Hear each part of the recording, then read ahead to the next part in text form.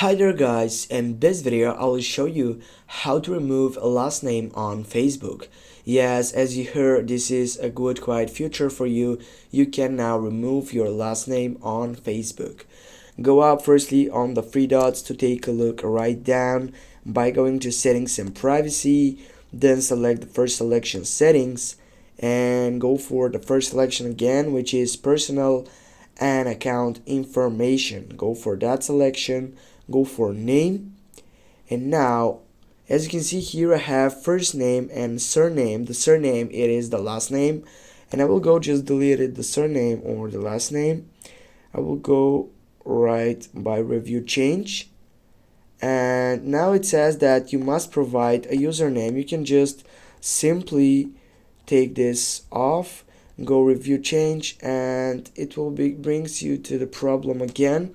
If you change your name on Facebook, you can change it again for 60 days. Now you need to know that you must have a last name on your Facebook. Also, if you want to get up through it, you can just delete your surname, but you're gonna need to add a middle name of, for example, we'll go with this side, and it will set again that I need to provide a username.